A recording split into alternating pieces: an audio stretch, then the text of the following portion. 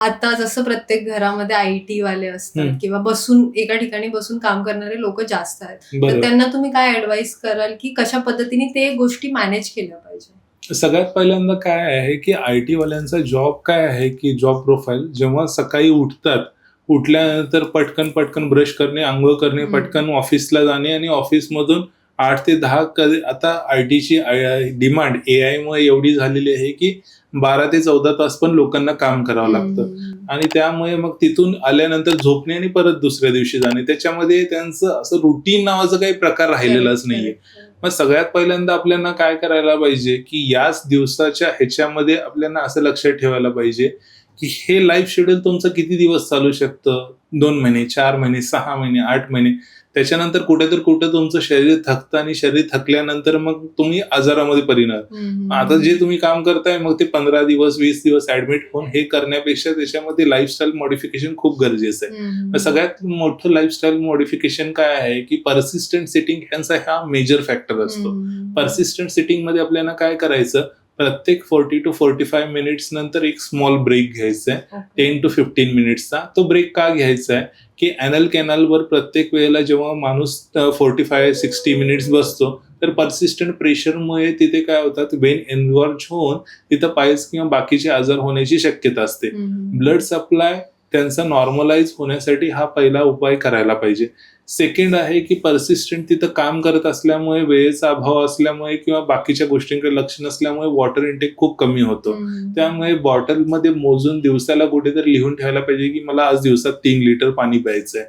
तर ते 3 लिटर पाणी होणे गरजेचं आहे. आणि त्याच्याच बरोबर आता काय बऱ्याच वेळेला तिथंच बसलेलो असतो त्यामुळे हं, वेळ मिळत नाही. वेळ मिळत नाही तर आपण काय करतो, की लगेच ऑर्डर करतो. Swiggy हं. करतो, Zomato करतो, लगेच मग मागवतो. हं, हं, ते हं. न करता आपण काय करायला पाहिजे, छोटे-छोटे मील्स ब्रेक्स असं आपण छोटे-छोटे ठेवायला पाहिजे. मग त्याच्यामध्ये एकामध्ये तुमचं ड्राय फ्रुट्स असतील, एकामध्ये फ्रुट्स असतील, एकामध्ये छोटं तुमचं जेवण हं, बनवलेलं हं. किंवा घरगुती जेवण असेल. ह्या सगळ्या गोष्टींमुळे तुमचं बॅलन्स्ड लाईफ होईल आणि सगळ्यात लास्ट बट नॉट लिस्ट सगळ्यात काय असतं, की मेंटल प्रेशर आणि स्ट्रेन खूप आहे. हं, हं, हं. मेंटल प्रेशरसाठी कितीही तुम्ही जरी काम केला, तरी मशीन लर्निंगच्या एवढ्या तर तुम्ही सुपेरियर होऊ शकत नाही. हं, हं, मशीन हं. लर्निंग अडॉप्ट करू शकतो, पण त्यापेक्षा सुपेरियर होऊ शकत नाही. करेक्ट. त्यामुळे 6 अवर्स कमीत कमी आपल्याला झोपेची आवश्यकता असते. जर हे नाही झालं, पर्सिस्टंट मेंटल स्ट्रेस वाढत गेला, तर ह्याचे खूप गंभीर परिणाम आहेत. बऱ्याच लोकांना ब्रेन स्ट्रोक्स किंवा हं, ह्याच्यासारखे हं, आजार हं. पण होतात. हं, हं, तर हं. तेवढ्या लेव्हलला न जाता कुठेतरी आपल्याला थांबायची एक मानवी ह्युमन लिमिट आहे. 6 अवर्स झोपणे, 1 ते अर्धा किंवा 1 तास व्यायाम करणे हं, हं, आणि हं. बाकीचे 8 ते 10 तास तुम्ही काम करू शकता, पण त्यात पण ब्रेक घेऊन. तर ओके. असं जर केलं, तर सगळ्या गोष्टी तुमच्या योग्य रीतीने मॅनेज होतील. नाहीतर मग पुढे मग त्याचे गंभीर परिणाम डेफिनेटली भोगावे लागतात. जसं की आता कॉन्स्टिपेशनचं कधी पाईल्समध्ये रूपांतर होऊ शकतं? कॉन्स्टिपेशन ही सगळ्यात बेसिक स्टेज आहे. कॉन्स्टिपेशन जेव्हा पेशंटला होतो आणि त्यांनी जर सगळ्या गोष्टी जर मी सांगितलेलं रुटीन फॉलो केलं, तर डेफिनेटली त्याचा परिणाम लगेच पाईल्समध्ये होत नाही. हं, हं, हं. बट हे पर्सिस्टंट कॉन्स्टिपेशन असेल आणि त्याच्याबरोबर जर कोणीही जर पर्सिस्टंट प्रेशर तिथं लावत असेल हं, एनल हं, हं. कॅनलवर, मग त्याचं हळू रूपांतर होतं. ही स्टेज यायला बरेच दिवस लागतात.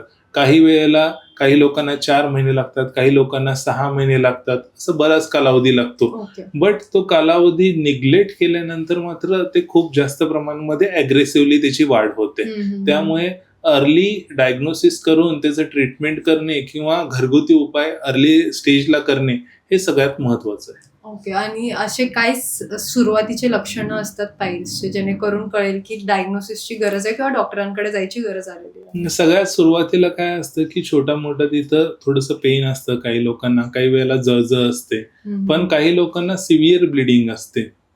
काही लोकांना एवढं पेन असतं, की तिथं बसता-उठता पण येत नाहीये. ओके. तर हे स्टेजेसनुसार वाढत जातात. हं, हं, हं. नॉर्मल स्टेजेसमध्ये जेव्हा थोडंसं तुम्हाला बर्निंग होतंय किंवा काहीतरी मांसल भाग लागतोय किंवा काहीतरी तिथं अनकम्फर्टनेस होतोय किंवा कॉन्स्टिपेशन आहे, या कोणत्याही स्टेजपेक्षा थोडं जरी वाढलेलं असेल, तर डेफिनेटली तुम्हाला डॉक्टरना व्हिजिट करायला पाहिजे. ओके. मग त्याच्यामध्ये मग ब्लीडिंग असेल किंवा अनवॉन्टेड तिथं स्टूलवर खूप जास्त प्रेशर करायला लागत असेल किंवा पर्सिस्टंट बर्निंग असेल, ह्या सगळ्या गोष्टी ज्या आहेत, ह्या गोष्टी आपल्याला मोठ्या गंभीर आजाराकडे डेफिनेटली घेऊन जात असतात. मग ह्याच्यामध्ये ग्रेडेशन्स असतात, त्या ग्रेडेशन वाईज डेफिनेटली तुम्ही आयडेंटिफाय करायला पाहिजे की कसं तुम्हाला किंवा डॉक्टरांकडे लगेच जायला पाहिजे. ओके. मग ग्रेडेशन वाईज आपण बघूया की पुढे की कसं कोणत्या पद्धतीने आपल्याला पुढे जायला पाहिजे. ओके. जर मोशन्स मधून रक्त येत असेल तर नेहमी पाईल्सच रिझन असू शकतं का? हे बघा, सगळ्यात महत्वाचं आहे की पाईल्स असेल आणि मगच ब्लिडिंग होतंय असं डेफिनेटली नाहीये. पाईल्समध्ये जर ब्लिडिंग झालं तर डेफिनेटली सगळ्यात पहिल्यांदा तुम्हाला डॉक्टरांना व्हिजिट करणे आवश्यक आहे. याचं कारण काय? कारण पीआर ब्लिडिंग हे खूप आजारांमध्ये होतं. मग कोणकोणत्या आजारांमध्ये होतं? ते कॅन्सरमध्ये पण होऊ शकतं. अल्सरेटिव्ह कोलायटिस म्हणजे आतड्यांचा एक आजार आहे, त्याच्यामध्ये पण होतं. क्रॉन्स डिसीज म्हणून एक आहे, तो आतड्यांचा आजार आहे, त्याच्यामध्येही होतं. पाईल्समध्ये होतं, फिशरमध्येही होतं, किंवा तिथं दुसरा कुठला अन्य आजार असेल तर त्याच्यामुळेही होतं. तर हे डायग्नोसिस करण्यासाठी सर्वात अगोदर तुम्हाला डॉक्टरांकडे जाणे खूप गरजेचं आहे.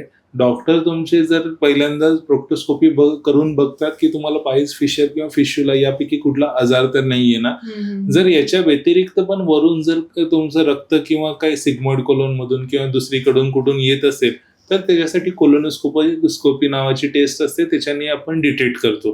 बट ब्लिडिंग हे डेंजरस साईन डेफिनेटली आहे. भलेही तुम्हाला ते फिशर मधून असो किंवा कोणत्याही गोष्टीमधून, तर इमिजिएट दाखवून त्याचं प्रॉपर ट्रीटमेंट करणे हे सगळ्यात इम्पॉर्टंट आहे तुमच्यासाठी.